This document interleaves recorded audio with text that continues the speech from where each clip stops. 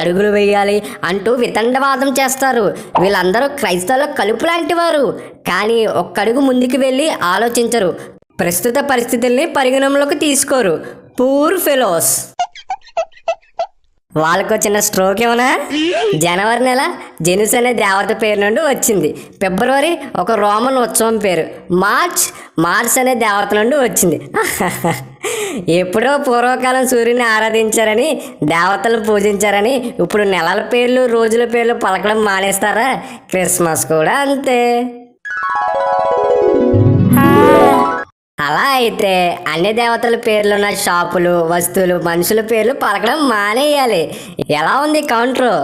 ఈ ఒక్కటి చాలు మీ కలుపు మొక్క తోక ముడిచి పారిపోవడానికి. అన్నా ఇది సరిపోదన్నా, ఇంకా చెప్పు. ఇంకా సమస్త మానవ చరిత్రలో క్రీస్తు పుట్టుక, మరణం, పునరుద్ధానం అత్యంత ప్రాముఖ్యమైన సంఘటనలు. వాటిని సెలబ్రేట్ చేసుకోకపోవడం అజ్ఞానము, మూఢత్వమే అవుతుంది అని